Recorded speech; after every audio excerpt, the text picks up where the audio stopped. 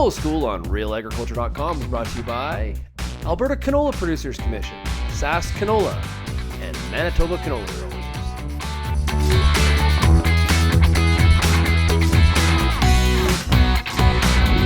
Kelvin Hepner with Real Agriculture, and we're in Carman, joined by Marla Riekman of Manitoba Agriculture. And Marla, we've had a wet harvest in many areas. Combines, grain carts, trucks have left some pretty significant ruts on some fields. What's happening in the ground, in the soil where we've left those tracks? Okay, so you have a couple of different things. We assume that some of those ruts can be quite compacted, and that traffic, the wheel traffic compaction, can go as deep as 3-4 feet. So I mean, that's something that can have a lasting impact.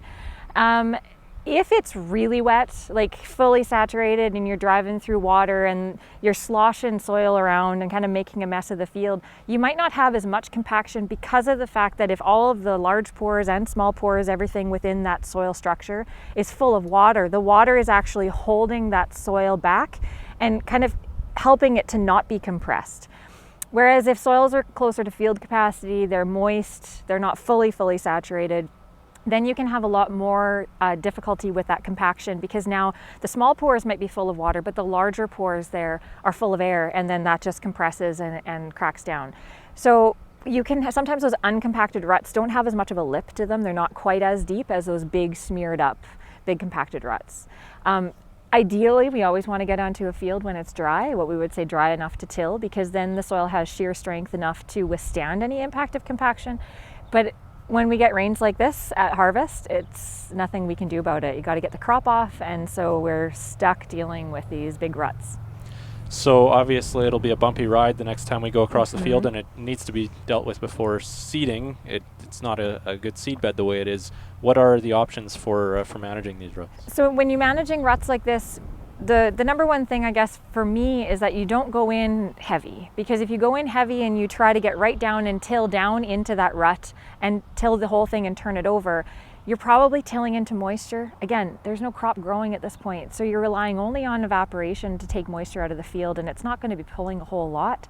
So if you're going down and going into moisture, you're just going to cause potentially more problems with compaction and more problems with a plow pan or something along that. So you want to target the work that you're doing, target hopefully just the compacted areas.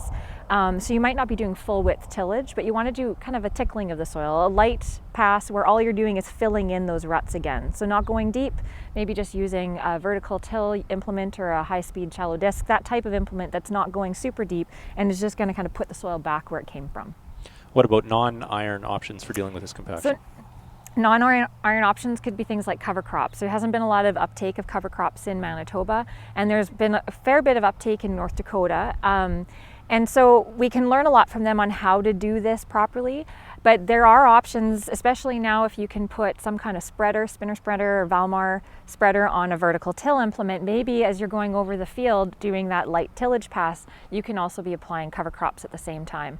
The other option too, if you can hold off on doing the tillage, is that if you happen to have a lot of volunteer crop coming up in your field after you've harvested, that's a perfect little cover crop too. And so maybe you want to hold off on tilling that up black and let the crop suck up some of that moisture and help to stabilize that soil a little bit before you would go in and do any tillage options later in the season. And some of these would require maybe not doing anything before snowfall, right? Yeah, and sometimes you can wait till spring. If you can wait till spring, it's kind of ideal, because then maybe it'll be a bit drier to deal with. But again, some of our soils don't work very well in spring, especially if we're on the heavy clays. Yeah. We don't want to risk having to run it. Yeah, exactly. This is where it's happening. You don't want to run the risk of having to wait to fix your ruts just before you're trying to get on for that one pass in the spring. So yeah, it's a little bit tricky to be able to manage, but like I say, as long as we can go over it lightly and not cause too much turning of that soil to fill in those ruts, that would be the ideal situation. All right. And there is actually an event focusing on compaction management coming up? Yeah, so we're going to be hosting an event at CMCDC in Portage, at the south end of Portage, and it'll be on September 27th. The date isn't 100% set in stone yet, but we're having a meeting tomorrow to confirm a few things and make sure that that is the date that we're going to hold it on. It'll be a half-day workshop. I think it's in the afternoon. And we're going to be focusing on things exactly like this. What causes compaction? What do we need to think about in terms of tire pressure to be able to float over fields a little bit better and not put so much pressure on that wheel traffic? What can we do with cover crop options to be able to deal with compaction? So it should be a really great half day, and we welcome anybody who's interested in coming and learning more. All right, you're on the record now as to when it is, Marla. So September Committed. 27th. Okay, I'll go to the meeting tomorrow. It's 27th. Yes. No other options. All right. Thanks for your time. No problem.